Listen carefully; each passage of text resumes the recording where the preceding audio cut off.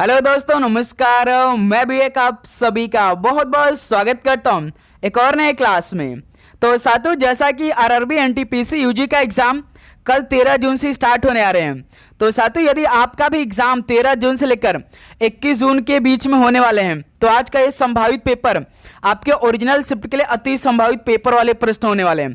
क्योंकि साथियों, जिस तरह से आरआरबी एनटीपीसी यूजी का एग्जाम पिछले महीनों में लगभग 10 से 12 शिफ्टों में कंप्लीट हुआ है, तो उसके आधारित पर सारे प्रश्न होने वाले हैं और बार बार जो आरआरबी एनटीपीसी यूजी के एग्जाम में पूछे आएंगे वो प्रश्न आज के इस क्लास में हम लोग डिस्कस करने वाले हैं। ठीक है। और एक बात है कि इस क्लास से आपको एक आइडिया मिल जाएगा कि आपके पेपर में किस लेवल के और किस पैटर्न पे भर्ती बोर्ड आप सभी से सवाल पूछ सकती है। सारे पैटर्न को देखते हुए आज का यह पहला क्लास आपके लिए रामबाण साबित होने वाले हैं। ठीक है। तो साथियों, जैसा कि आरआरबी एनटीपीसी जो यूजी का एग्जाम होगा वो केवल 90 मिनट का होगा। इसी 90 मिनट में आप सभी को 40 सवाल जीके का मिलेगा 40 नंबर के। ठीक है। 30 सवाल गणित के मिलेंगे यानी 30 सवाल मैथ के 30 नंबर के, 30 सवाल रीजनिंग के मिलेंगे 30 नंबर के। 100 क्वेश्चनों का आपका पेपर होगा। एक क्वेश्चन सही करेंगे 1 नंबर, यानी 100 क्वेश्चन 100 नंबर का पूरा पेपर रहेगा। और एक बात है कि हर एक प्रश्न पे 1/3 का माइनस मार्किंग होगा। ओवरऑल बात करें तो 3 क्वेश्चन आप गलत करेंगे तब जाकर आप सभी का 1 नंबर का माइनस मार्किंग होगा, जो आप सही कह रहेंगे उसमें से। ये आप सभी का नेगेटिव मार्किंग होने वाले हैं आपके आरआरबी एनटीपीसी 12th लेवल के पेपर में। ठीक है। तो साथियों, आज के इस क्लास में जीके मैथ रीजनिंग का पहला ओरिजिनल क्वेश्चन पेपर होगा। तो इस क्लास को आपको पूरा देखना है। पहले तो आप लोग अपना एग्जाम डेट और एग्जाम शिफ्ट हमें क्लियर कर दीजिए कि आप सभी का किस डेट को होने वाले हैं। और इस क्लास को आप सभी को पूरा देखना है। एक छोटा सा टारगेट हम आपको दे रहे हैं, केवल आप सभी को 35 सवाल इस क्लास में सही करने हैं। ओके। लास्ट में स्कोर पूछा है कि भाई स्कोर जरूर बताएगा। ठीक है। तो पहला प्रश्न देखिए, निम्नलिखित में से कौन मौर्य शासक नहीं था? इनमें से कौन मौर्य शासक नहीं था? पुष्यमित्र, देववर्मन, बृहत या संप्रति? मौर्य शासक की बात करें तो देववर्मन एक मौर्य शासक था, बृहत ये भी मौर्य शासक था, संप्रति ये भी मौर्य शासक था। लेकिन साथियों, जो पुष्यमित्र था ये तो शुंग राजवंश का संस्थापक था, तो ये कैसे होगा मौर्य शासक? तो पहला ऑप्शन बिल्कुल राइट आंसर हो जाएंगे। पुष्यमित्र मौर्य शासक नहीं था, ये शुंग राजवंश का संस्थापक था। ठीक है। नेक्स्ट क्वेश्चन नंबर 2 को देखिए, मास्की अशोक शिलालेख की खोज किसने की थी? मास्की अशोक शिलालेख की खोज किसने किया था? तो सी विडॉन ने किया था। डी ऑप्शन राइट आंसर हो जाएंगे। नेक्स्ट अगला सवाल को देखिए, क्वेश्चन नंबर 3 को, किस राजवंश के दौरान कुतुलुग ख्वाजा के नेतृत्व में मंगोलों ने दिल्ली की घेराबंदी की और काफी नुकसान पहुंचाया? तो साथियों, किस राजवंश के दौरान कुतुलुग ख्वाजा के नेतृत्व में मंगोलों ने दिल्ली की घेराबंदी की और काफी नुकसान पहुंचाया था? तो ध्यान रखिएगा, खिलजी राजवंश के दौरान। ठीक है। सी ऑप्शन बिल्कुल राइट आंसर हो जाएंगे। नेक्स्ट अगला सवाल को देखिए, क्वेश्चन नंबर 4 को, निम्नलिखित में से किस भारतीय राज्य में जागर नृत्य शैली की उत्पत्ति हुई है? तो साथियों, किस भारतीय राज्य में जागर नृत्य शैली की उत्पत्ति हुई है? तो उत्तराखंड राज्य में जागर नृत्य शैली की उत्पत्ति हुई है। डी ऑप्शन राइट आंसर हो जाएंगे। नेक्स्ट अगला सवाल को देखिएगा, क्वेश्चन नंबर 5 को, ओडिसी नृत्य की प्रारंभिक शैली मंदिरों में सेवा करने वाली महिलाओं द्वारा प्रस्तुत की जाती थी, उनका पारंपरिक पदनाम क्या था? ओडिसी नृत्य की प्रारंभिक शैली मंदिरों में सेवा करने वाली महिलाओं द्वारा प्रस्तुत की जाती थी, तो उनका पारंपरिक पदनाम क्या था? तो याद रखिएगा, महारिश उनका पदनाम था। तो सी ऑप्शन राइट आंसर हो जाएंगे। नेक्स्ट अगला सवाल को देखिए, क्वेश्चन नंबर 6 को, वैश्विक मंच पर भरतनाट्यम को लोकप्रिय बनाने के लिए निम्नलिखित में से किसे जाना जाता है? तो साथियों, वैश्विक मंच पर भरतनाट्यम को लोकप्रिय बनाने के लिए किसे जाना जाता है? तो रुक्मणी देवी अरुंडल को भाई जाना जाता है। डी ऑप्शन राइट आंसर हो जाएंगे। अगला सवाल को देखिए, क्वेश्चन नंबर 7 को, राजकुमार स्वाति तिरुनल निम्नलिखित में से किस नृत्य शैली के संरक्षक थे? राजकुमार स्वाति तिरुनल ये किस नृत्य शैली के संरक्षक थे? तो भाई मोहिनीअट्टम के संरक्षक थे। तो डी ऑप्शन राइट आंसर हो जाएंगे। नेक्स्ट अगला सवाल को देखिए, क्वेश्चन नंबर 8 को, कोलकली ये कहाँ पर प्रदर्शित एक लोक कला? ये इंपॉर्टेंट सवाल बनेंगे आपके एग्जाम के लिए भाई। जो कोलकली है, ध्यान रखिएगा, ये केरल का उत्तरी मालाबार क्षेत्र में प्रदर्शित एक लोक कला है। ठीक है। डी ऑप्शन राइट आंसर हो जाएंगे। नेक्स्ट अगला सवाल देखिए, क्वेश्चन नंबर 9 को, कौन सा त्यौहार भगवान जगन्नाथ की पूजा को समर्पित है? इनमें से कौन सा त्यौहार भगवान जगन्नाथ की पूजा को समर्पित है? तो वो सातों रथ यात्रा है। बी ऑप्शन बिल्कुल राइट आंसर हो जाएंगे। नेक्स्ट अगला सॉल्व देखिएगा क्वेश्चन नंबर 10 को। मणिपुर संगाई महोत्सव जिसका नाम इस राज्य के राजकीय पशु संगाई के नाम पर रखा गया, इसकी शुरुआत किस वर्ष से हुई थी? बताइए साथियों, मणिपुर संगाई महोत्सव जिसका नाम इस राज्य के राजकीय पशु संगाई के नाम पर रखा गया, इसकी शुरुआत किस वर्ष से हुई थी? तो इसकी शुरुआत 2010 से हुई थी। बी ऑप्शन है राइट आंसर हो जाएंगे। क्वेश्चन नंबर 11 को देखिए। चलो लोकू उत्सव किस राज्य में मनाया जाता है? तो साथियों चलो लोकू उत्सव ये किस राज्य में मनाया जाता है? तो ये अरुणाचल प्रदेश में मनाया जाता है। डी ऑप्शन राइट आंसर होंगे। नेक्स्ट अगला सॉल्व देखिए क्वेश्चन नंबर 12 को। यूनेस्को ने कुंभ मेले को मानवता की अमूर्त सांस्कृतिक विरासत सूची में किस ओर शामिल किया था? बताइए साथियों, यूनेस्को ने कुंभ मेले को मानवता की अमूर्त सांस्कृतिक विरासत सूची में किस ओर शामिल किया था? तो याद रखिएगा भाई 2017 में शामिल किया था कुंभ मेला, जो प्रयागराज में लगता है। डी ऑप्शन बिल्कुल राइट आंसर हो जाएंगे। नेक्स्ट अगला सॉल्व देखिए क्वेश्चन नंबर 13 को। निम्नलिखित में से कौन सा पश्चिम बंगाल का सबसे बड़ा मेला है? तो साथियों पश्चिम बंगाल का सबसे बड़ा मेला कौन सा है? तो गंगा सागर मेला है। ठीक है, बी ऑप्शन राइट आंसर हो जाएंगे। अगला सॉल्व देखिएगा क्वेश्चन नंबर 14 को। कौन सी हिंदुस्तानी गायन शैली उत्तर पश्चिम भारत के ऊंट सवारों के लोकगीतों से उत्पन्न हुई है? तो साथियों इनमें से कौन सी हिंदुस्तानी गायन शैली उत्तर पश्चिम भारत के ऊंट सवारों के लोकगीतों से उत्पन्न हुई है? तो वो टप्पा है भाई। डी ऑप्शन है बिल्कुल राइट आंसर हो जाएंगे। और साथियों आप चैनल पे नए हैं तो भाई चैनल को सब्सक्राइब करने के बाद नोटिफिकेशन को ऑन कर लेंगे, क्योंकि जब भी क्लास आए तो पहला नोटिफिकेशन आप सभी के पास तुरंत पहुँचे। और एक भी दिन का क्लास आपको मिस नहीं करना जब तक कि आपका एग्जाम समाप्त नहीं हो जाता। ठीक है, तो भाई अपने एग्जाम के लिए नोटिफिकेशन को ऑन करिए आप लोग। कर्नाटक संगीत में कितने प्रमुख राग हैं? तो बताइए कर्नाटक संगीत में कितने प्रमुख राग हैं? तो पूरे 72 हैं भाई। ऑप्शन है राइट आंसर हो जाएंगे। आप एनटीपीसी का पूरा पेपर उठा कर देख लीजिए, सारे क्वेश्चन आपको इसी तरह मिलेंगे। गिरीश कर्नाड ने अपनी रचनाओं के माध्यम से किस स्थानीय भाषा के साहित्य में सबसे अधिक योगदान दिया? बताइए गिरीश कर्नाड ने अपनी रचनाओं के माध्यम से किस स्थानीय भाषा के साहित्य में सबसे अधिक योगदान दिया था? तो भाई याद रखिए कन्नड़ के लिए। तो डी ऑप्शन राइट आंसर होंगे।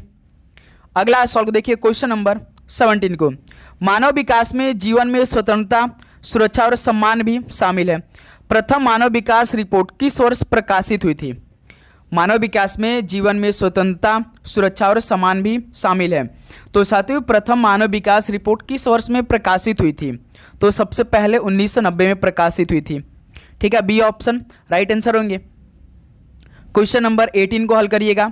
भारत सरकार ने किस वर्ष पोखरण के मरुस्थल में अपना पहला परमाणु परीक्षण किया था? तो साथियों भारत सरकार ने किस वर्ष पोखरण के मरुस्थल में अपना पहला परमाणु परीक्षण किया था? तो साथियों याद रखिएगा 1974 में किया था। तो बी ऑप्शन राइट आंसर होंगे। ओके, नेक्स्ट अगला सॉल्व देखिए क्वेश्चन नंबर 19 को। 2021 में पहली हरित हाइड्रोजन माइक्रोग्रिड परियोजना कहाँ शुरू हुई? 2021 में पहली हरित हाइड्रोजन माइक्रोग्रिड परियोजना कहाँ शुरू हुई थी? तो साथियों ये आंध्र प्रदेश राज्य में शुरू हुई थी। सी ऑप्शन बिल्कुल राइट आंसर हो जाएंगे। क्लियर। क्वेश्चन नंबर 20 को देखिए। भारत का पहला ग्राफीन नवाचार केंद्र यानी ग्राफीन इनोवेशन सेंटर किस राज्य में स्थापित किया गया है? बताइए साथियों भारत का पहला जो ग्राफीन नवाचार केंद्र है किस राज्य में स्थापित किया गया? तो केरल राज्य में। डी ऑप्शन बिल्कुल राइट आंसर हो जाएंगे। अगला सॉल्व कॉल करिएगा क्वेश्चन नंबर 21 को। निम्नलिखित में से किस शहर में भारत के पहले जय रिफाइनरी संयंत्र का उद्घाटन किया गया? तो बताइए साथियों किस शहर में भारत के पहले जय रिफाइनरी संयंत्र का उद्घाटन किया गया? तो भाई पुणे शहर में। ऑप्शन है बिल्कुल राइट आंसर होंगे। क्वेश्चन नंबर 22 को देखिए।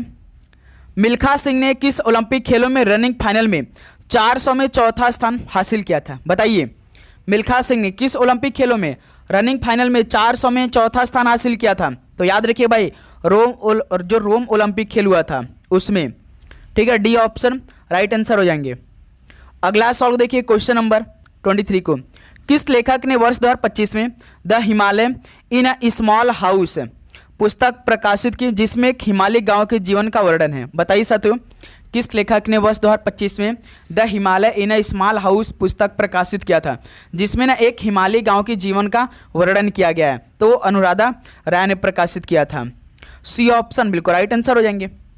नेक्स्ट अगला सॉल्व देखिए क्वेश्चन नंबर 24 को। इंदु प्रकाश में न्यू लैम्प्स फॉर ओल्ड का प्रकाशन किसने किया? बताइए साथियों, इंदु प्रकाश में न्यू लैम्प्स फॉर ओल्ड का प्रकाशन किसने किया था? तो अरविंदो घोष ने किया था। सी ऑप्शन राइट आंसर हो जाएंगे। चलिए क्वेश्चन नंबर 25 को देखिए। निम्नलिखित में से किस प्रसिद्ध चित्रकार के प्रयासों के कारण वारली चित्रकला परंपरा को अंतर्राष्ट्रीय मान्यता प्राप्त हुई? मोस्ट इंपॉर्टेंट सवाल है भाई, ये भी याद रखिएगा आप लोग। इस पर हम स्टार लगा दे रहे हैं, डबल स्टार, क्योंकि इंपॉर्टेंट सवाल बनेंगे। तो बताइए किस प्रसिद्ध चित्रकार के प्रयासों के कारण वारली चित्रकला परंपरा को अंतर्राष्ट्रीय मान्यता प्राप्त हुई थी? तो भाई जिब्या सोमा मासे के लिए। ठीक है, ऑप्शन है बिल्कुल राइट आंसर हो जाएंगे। इन्होंने प्रयास किया था भाई, उनका नाम था जिब्या सोमा मासे। क्लियर। क्वेश्चन नंबर 26 को देखिए। किस भारतीय राज्य में 1 अप्रैल को उत्कल दिवस मनाया जाता है? बताइए साथियों, किस भारतीय राज्य में 1 अप्रैल को उत्कल दिवस मनाया जाता है? तो उड़ीसा राज्य में। ऑप्शन है बिल्कुल राइट आंसर हो जाएंगे। नेक्स्ट अगला सवाल देखिए, क्वेश्चन नंबर 27 को। अगुवाड़ा किला जो पुर्तगाली वास्तुकला और अभियांत्रिकी को दर्शाने वाला एक स्मारक है, भारत के निम्नलिखित में से किस राज्य में स्थित है? अगुवाड़ा किला जो पुर्तगाली वास्तुकला और अभियांत्रिकी को दर्शाने वाला एक स्मारक है, ये भारत के किस राज्य में स्थित है? तो ये गोवा राज्य में स्थित है। तो इस सवाल का भी ऑप्शन राइट आंसर होंगे। नेक्स्ट अगला सवाल देखिए, क्वेश्चन नंबर 28 को।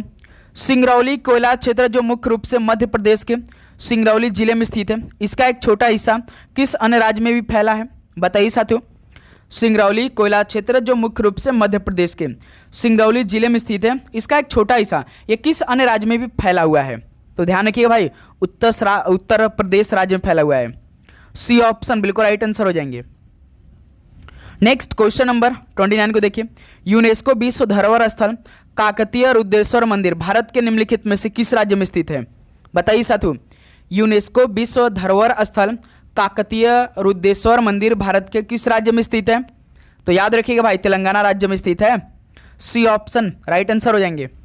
नेक्स्ट क्वेश्चन नंबर 30 को देखिए। खंबा थोबी ये किस राज्य की प्रदर्शन कला का एक महत्वपूर्ण रूप है? बताइए, खंबा थोबी ये किस राज्य की प्रदर्शन कला का एक महत्वपूर्ण रूप है? तो भाई मणिपुर की प्रदर्शन कला का एक महत्वपूर्ण रूप है जो खंबा थोबी है। डी ऑप्शन राइट आंसर हो जाएंगे। नेक्स्ट अगला सवाल को देखिए, क्वेश्चन नंबर 31 को। निम्नलिखित में से कौन सा भारतीय राज्य 1972 तक नॉर्थ ईस्ट इंडिया एजेंसी के रूप में जाना जाता था? बताइए, कौन सा भारतीय राज्य 1972 तक नॉर्थ ईस्ट इंडिया एजेंसी के रूप में जाना जाता था? तो वो सातों अरुणाचल प्रदेश राज्य था। सी ऑप्शन बिल्कुल राइट आंसर हो जाएंगे। लास्ट में इसको पूछा जाएगा भाई, अपना एग्जाम डेट और एग्जाम शिफ्ट बताइएगा। भारत सरकार द्वारा सीमा सड़क संगठन की स्थापना किस वर्ष की गई थी? तो स्टूडेंट, भारत सरकार द्वारा सीमा सड़क संगठन की स्थापना किस वर्ष में की गई थी? तो 1960 में की गई थी।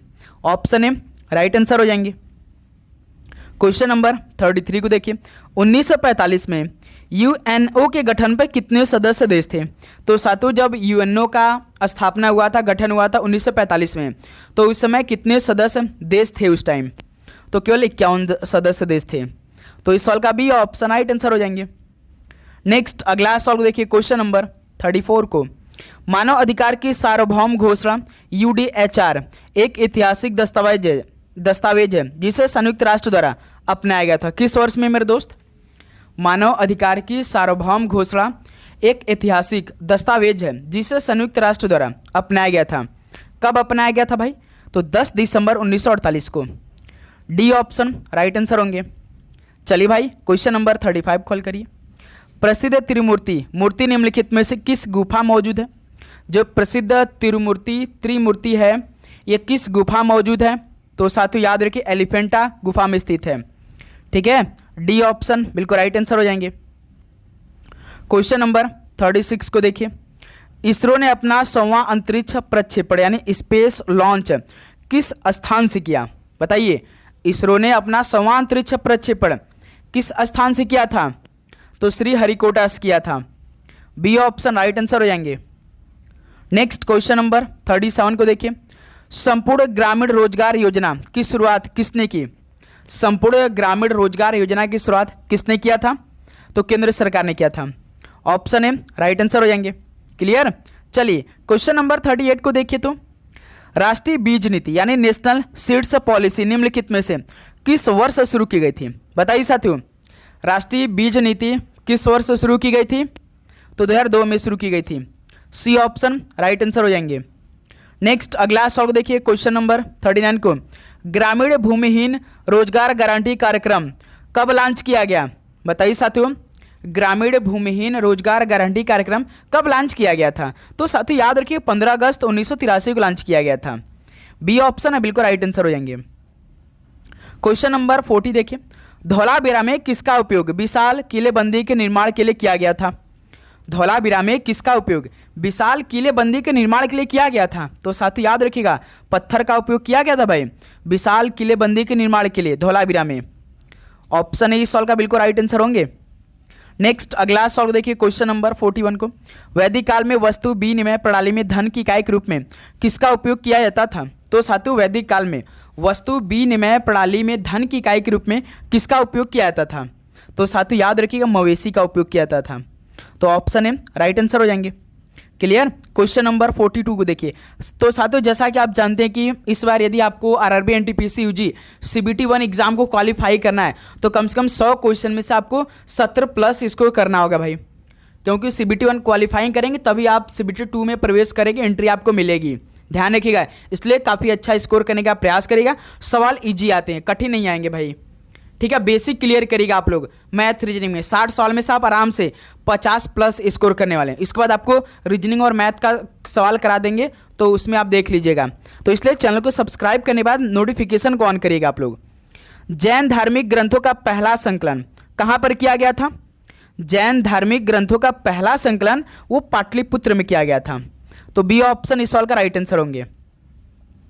नेक्स्ट अगला सवाल को देखिए क्वेश्चन नंबर 43 को, बुद्ध के पूर्व अस्तित्व में से एक विवरण देने वाली एकल कथा को निम्नलिखित में से किस नाम से जाना जाता था?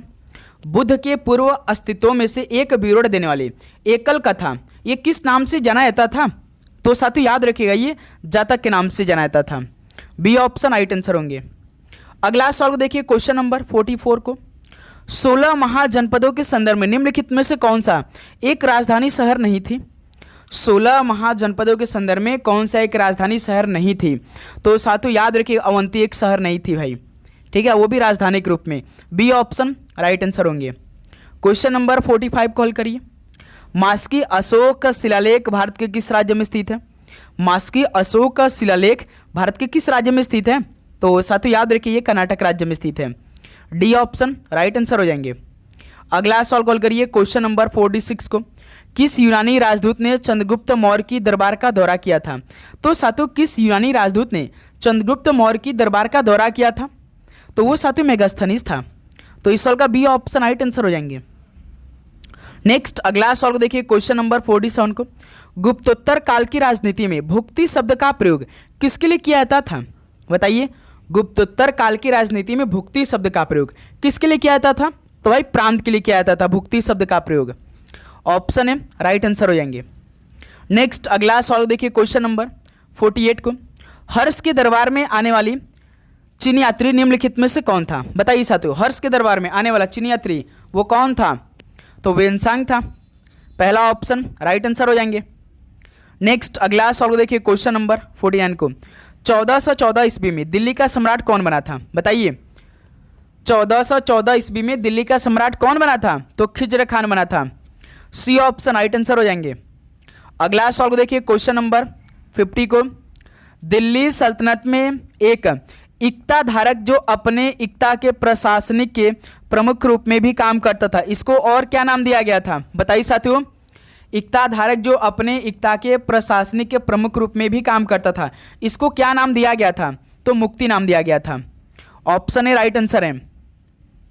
क्लियर। क्वेश्चन नंबर 51 देखिए, अजमेर में 2.5 दिन का झोपड़ा निम्नलिखित में से किस राजवंश के काल में बनाया गया था? बताइए साथियों, अजमेर में 2.5 दिन का झोपड़ा है तो ये किस राजवंश के काल में बनाया गया था? तो गुलाम वंश के काल में बनाया गया था। डी ऑप्शन है राइट आंसर है। चलिए क्वेश्चन नंबर 52 को देखिए, दिल्ली सल्तनत का कौन सा शासक 1292 ईस्वी में भीलसा यानी विदिशा के अभियान से जुड़ा था? बताइए साथियों, दिल्ली सल्तनत का कौन सा शासक 1292 ईस्वी में भीलसा यानी विदिशा के अभियान से जुड़ा था? तो वो अलाउद्दीन खिलजी था। तो बी ऑप्शन इस सवाल का राइट आंसर हो जाएंगे। ओके, चलिए क्वेश्चन नंबर 53 को हल करिए। कृषि के विकास के लिए मोहम्मद तुगलक द्वारा खोले गए नए विभाग का नाम क्या था? कृषि के विकास के लिए मोहम्मद तुगलक द्वारा खोले गए नए विभाग का नाम क्या रखा गया था? तो दीवाने को ही नाम था। बी ऑप्शन राइट आंसर हो जाएंगे। ओके, क्वेश्चन नंबर 54 को हल करिएगा। 1309 में काकतीय साम्राज्य पर किसने आक्रमण किया था? तो बताइए साथियों, 1309 में काकतीय किंगडम पर किसने आक्रमण किया था? तो मलिक काफूर ने आक्रमण किया था। तो डी ऑप्शन राइट आंसर हो जाएंगे। क्लियर। क्वेश्चन नंबर 55 कॉल करिए। तोपखाना निम्नलिखित में से किसकी सैन्य तोपखाना शाखा को दिया गया सामान्य नाम था?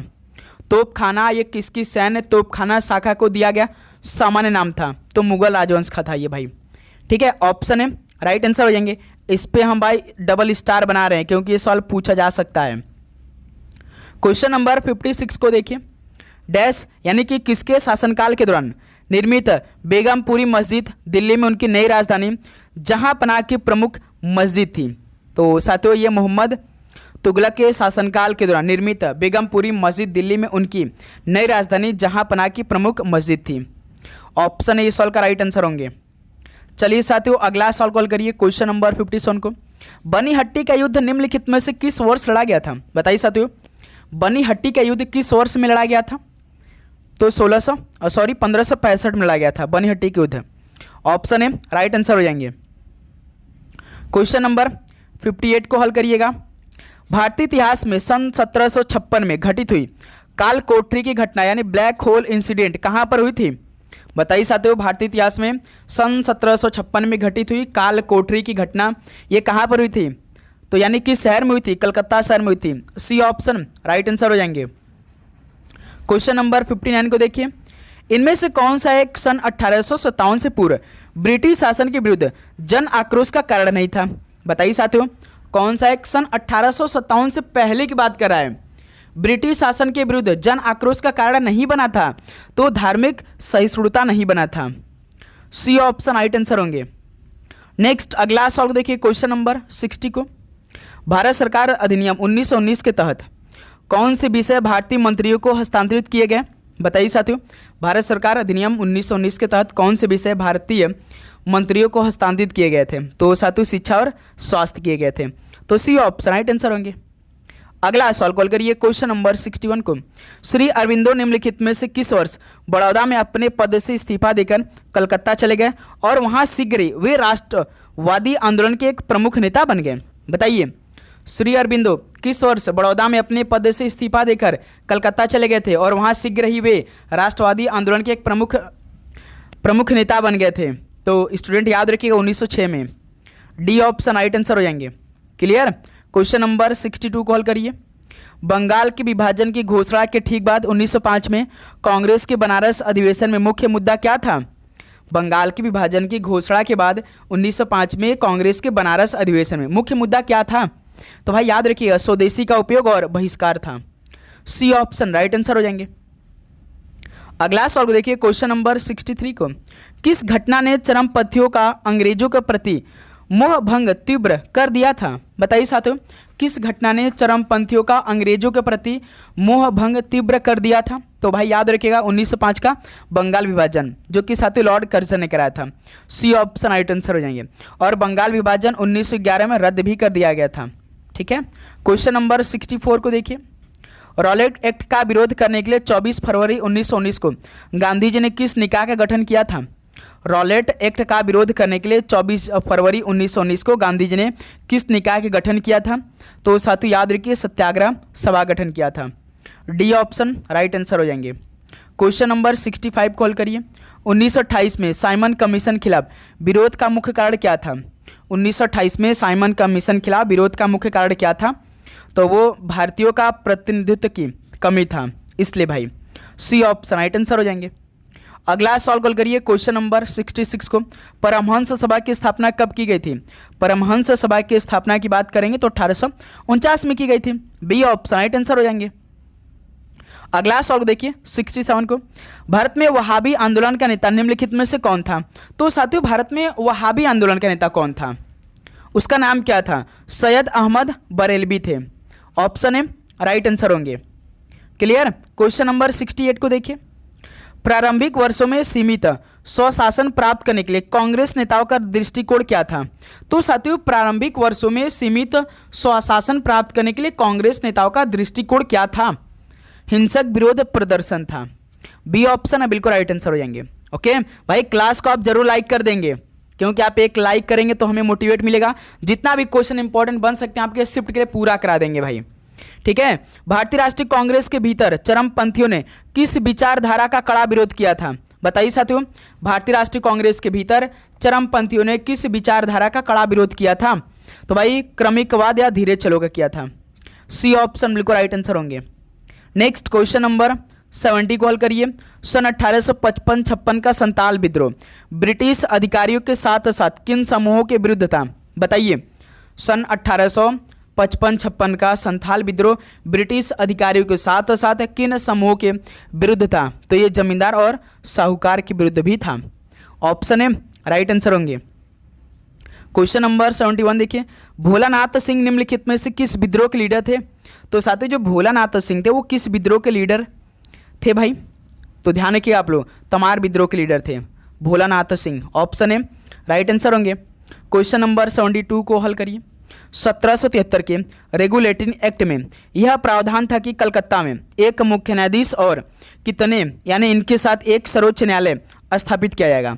तो साथियों 1773 के रेगुलेटिंग एक्ट में यह प्रावधान था कि कलकत्ता में एक मुख्य न्यायाधीश और साथ 3 अतिरिक्त न्यायाधीशों के साथ एक सर्वोच्च न्यायालय स्थापित किया जाएगा। तो इस साल का भी ऑप्शन राइट आंसर होंगे। नेक्स्ट क्वेश्चन नंबर 73 को हल करिएगा। पर्यावरण और वन्य जीव के संरक्षण का उल्लेख भारतीय संविधान के किस अनुच्छेद में किया गया है? पर्यावरण और वन्य जीव के संरक्षण का उल्लेख भारतीय संविधान के किस अनुच्छेद में किया गया है? तो अनुच्छेद 48A में किया गया है। ऑप्शन ए राइट आंसर होंगे। क्वेश्चन नंबर 74 को हल करिए। भारतीय संविधान का निम्नलिखित में से कौन सा अनुच्छेद केंद्र शासित प्रदेशों संबंधित है? तो साथियों भारतीय संविधान का कौन सा अनुच्छेद केंद्र शासित प्रदेशों संबंधित है? तो अनुच्छेद 239 भाई। डी ऑप्शन राइट आंसर हो जाएंगे।